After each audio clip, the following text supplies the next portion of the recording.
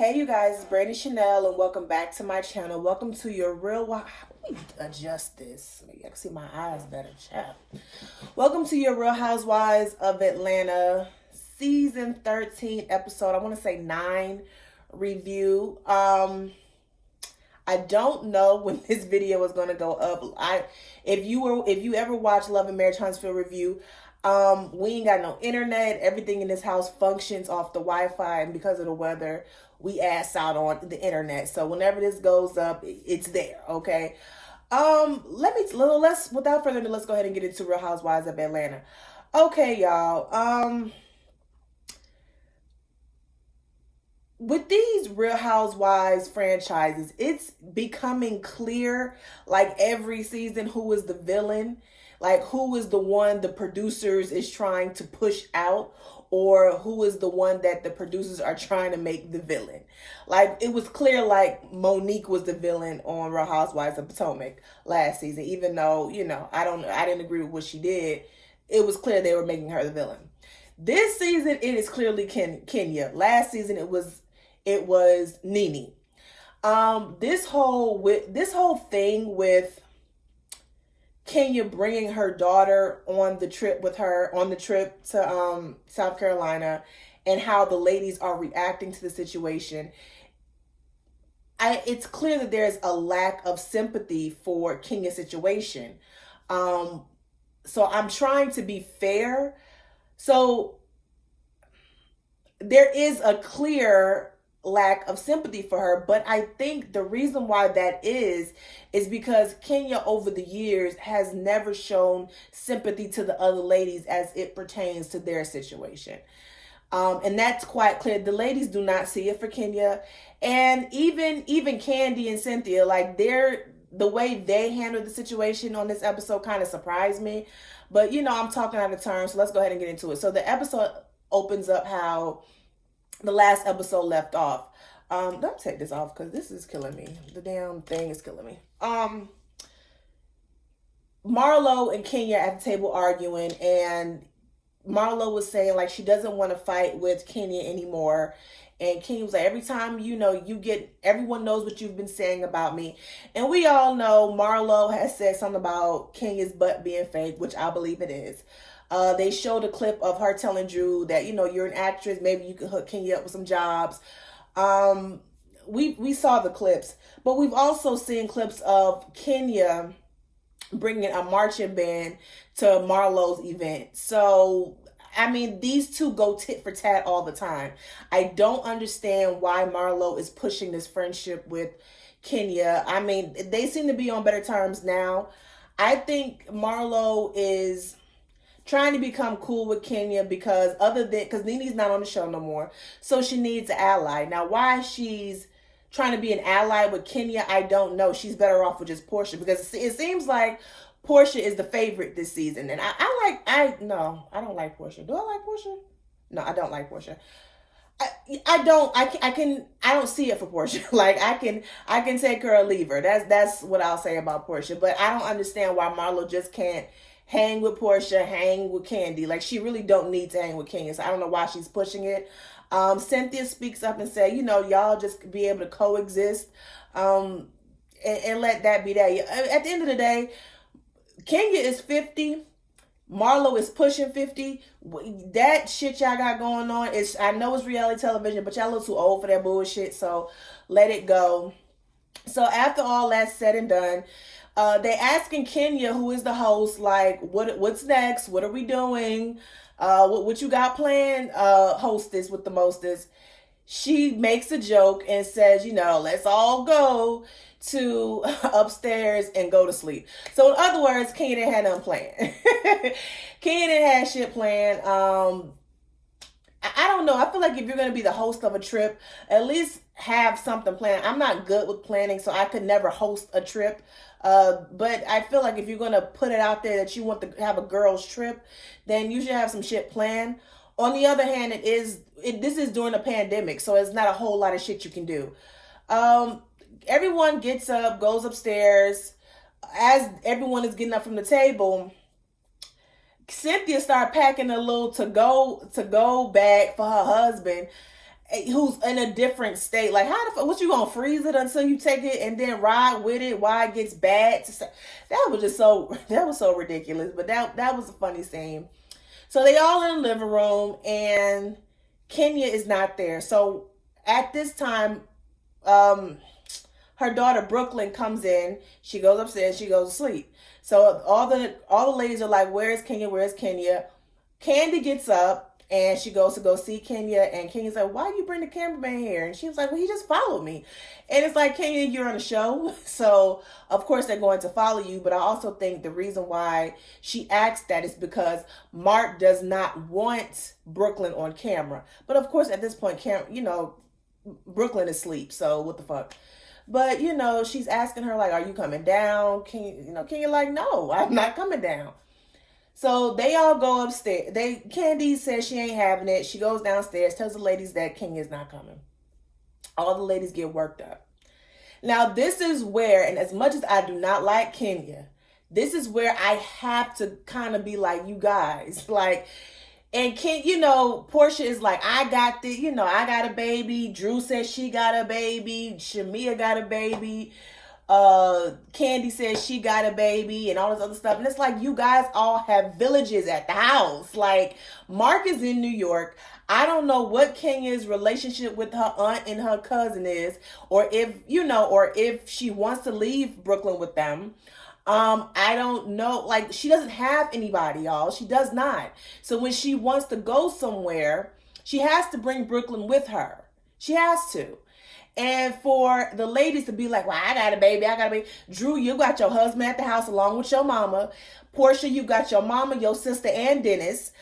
Candy, you got Todd, and you got Mama Joyce, and all your aunties. Okay, so it's like, and it's, for me, is when Candy started crying about the situation about Blaze, because she said Blaze is clingy. Candy, you last season, if I can recall, you stayed gone away from your kids. So, like, let's not do that. Like, you stayed gone. As a matter of fact, you and Todd got into a whole confrontation about it. So it's like you stayed gone, but now you want to sit up here and play like, you missing your daughter. I'm pretty sure she was missing your daughter, but you have been in situations where you wasn't around your kids or was not able to bring your kids, and it wasn't an issue then. And then I don't understand why Candy was on the bus when they were on the bus and she was explaining to them, "Hey, Kenya don't have a village. She has to bring her daughter." Where was all that understanding and compassion at this moment? So listen, like I said, I don't like Kenya, but I'm with you when you're right. And I'm going to call you out when you're wrong. Okay, I am fair in my reviews. So I didn't like that. I think Kenya and Candy and Cynthia's friendship really became strong when they had an ally or a bond to get Nene pushed out. And when they did that, Candy can't really be friends with Kenya because don't nobody really fuck with Kenya. That same thing with Cynthia. So, okay, y'all. So it's the next morning and Drew's on the phone with her husband and he lets her know that he's gonna head and he's gonna move. They have to go ahead and move. And she thought that they were supposed, and she was told, I don't know who told her, that they were supposed to move by the end of the month. But her husband tells her that the companies are so busy and they want to do it right away. I don't understand why the companies are busy. It's a pandemic. Ain't nobody moving like that. I don't know, y'all. I just think Drew's husband is sneaky. He said that he didn't, he wanted her to relax, rest, and not have to worry about anything. And he's the man. He's supposed to be worried about it.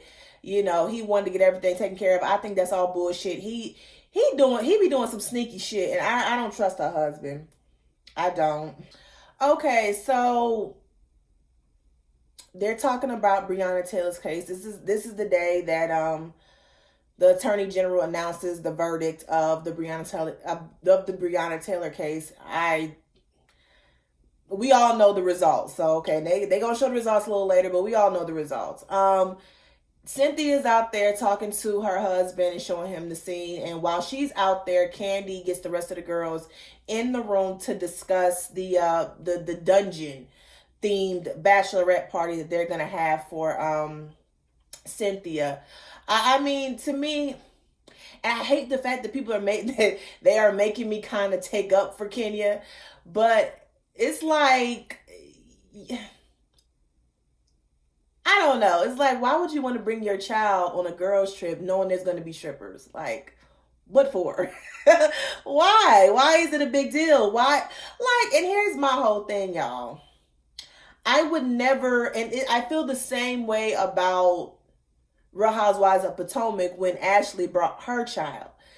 I wouldn't think to ask to bring my child to something that is supposed to be an all girls trip. That's just like a man going on a all guys or all fellas trip or whatever the case, and one of them bring their fucking wife. Like, no, that's not what this is for.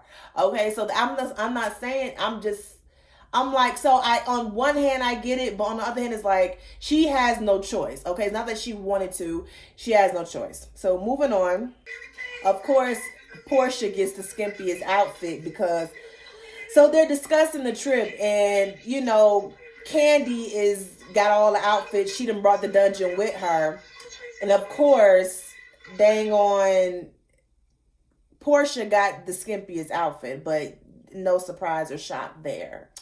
Okay, so the girls leave and Candy tells Kenya, oh, I had to put that on pause.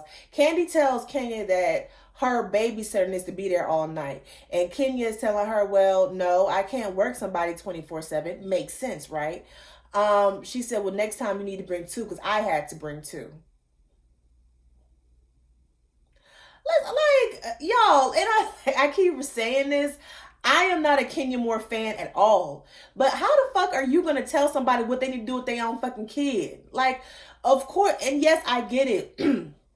Kenya has the money, damn it, and the access, so she can afford two nannies. But the thing is, she can't just hire a nanny and then just trust this nanny who she just hired, who she just met, to watch her damn kid. That's not how life works. And Candy, you know that. Maybe you don't know that because you stay gone so much, and then you have your husband and your mother and your aunts to watch your kids. How you gonna tell this woman what she need to be doing with Brooklyn?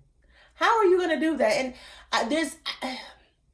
there is a lack of empathy for Kenya because Kenya has been very nasty to these women in the past. Like, she's been very nasty to these women. But Candy is supposed to be her friend. Like, if don't nobody else got her back, it should be Candy and Cynthia. So for Candy to tell her what she need to be doing to make sure Brooklyn is okay, and hire this person and hire that person to be around a bunch of girls who are gonna just criticize her about her shit, I didn't like it. I just didn't like it. Okay, so Candy and Kenya go outside because Kenya does not want to get loud and she doesn't want to do that to Candy because her and Candy are friends. Okay, so they respect each other more than that, right? And so then they go outside and they talk, and Candy pretty much lists all the things that was kind of getting on her nerves. The jet, the damn food, Marlo's room. Now, when it comes to Marlo's room, I'm just like, they don't get along. They don't get along. So it's not a shock that she would get the shittiest room. And it's just a fucking room for it. It's temporary. You're not moving in there, so get over it. So it's not that serious. But the jet was a dig. You basically shitted on them girls for that jet, and you had them ride some little hot ass bus. So that was fucked up. And the crab cake was fucked up. Had it been me and them damn crab cakes and I saw her with a crab cake, I would have got on DoorDash and be like, I want a crab cake too. So I get where Candy was coming from, but where she lost me was like when they was talking about Mark and Candy was, this is supposed to be her friend, all right? Candy is supposed to be her friend, but she's saying, I like Mark, but you can't let him control you. Bitch, how you like somebody who's abusive to your friend? I don't get these women. Like, these are over 40. I think everyone here except for Portia and maybe Shamia is over. Maybe except for Shamia everyone here over the age of 35. Let's just put it that way. I don't know how old Fallon is, but she might be in her early 30s, mid 30s. I don't know. But everyone in this group is old enough to not to is old enough to know that these types of men that you're encouraging your friends to be with are toxic. I don't know why Cynthia and Shamia want Portia to get back with Dennis. I don't know why we like Mark when he is so abusive. We saw how he treated Kenya last season. So why do we like him? We don't like him. I don't like any man, regardless of if I'm cool with that woman or not. Okay? I can't stand any man who just outwardly disrespects women and shits on them and tries to control them. I don't like them. And especially if you're doing it to my friend. So why do we like him? And, she said that she can't let Mark control her. Listen, I'm kind of with her on that one. I shouldn't have to ask Mark. If I'm the parent, if I'm the mom, and that child is under my care, and she's been under my care since she came into this world, I should not have to ask permission to parent her. I'm sorry. I understand Mark is the baby daddy, but at the end of the day, I am the parent. Okay, she is under my care. I shouldn't have to ask permission. I should not have to ask permission to be a mother. I shouldn't have to. Okay, so Kenya apologizes, and then someone, I think it was Tanya, who asked her what did she eat, and she said the crab cake and it was good. She started laughing. I thought that was okay. Kenya, you can't be laughing and apologize, laughing and then throw it back up in their face. That's trifling, but whatever. Ain't nobody really buying her apology. Like I said, no one really likes Kenya, so no one is buying her apology. No one cares to hear it. Everyone, Marlo rolling her eyes, Shamia rolling her eyes, Tanya rolling her eyes. Everyone is just rolling their eyes. They don't really they really don't care for Kenya all like that. Then they're supposed to go work out, and then they're supposed to go work out. Toya is supposed to be like hosting the workout, and she says most of them need it. I'm like, girl, shut the fuck up. Like, shut your ass up. You was annoying. And they all have a drink before they go work out. They have alcohol before they work out. So it just lets you know how serious this workout is really not going to be. Okay, so they're working out. They not really doing much of a workout. It looked like they twerking, dancing. They ain't really doing shit, right? Everyone's working out except for Portia with her Ivy Park on. She looked really cute. And Drew. And Drew and Portia are having a conversation, and Drew's kind of confused. She like, how y'all was just mad at her first off? How y'all was all mad at her before, but now everyone is friends? And look at Kenya. Kenya is just a totally different person than she was yesterday. Like, what the hell is going on here? I kind of was like, listen, y'all, some people don't like Drew. I like Drew. And she's basically keeping it real. Like, we was just talking Cash Money shit about this woman. Everyone was having an issue with this woman yesterday.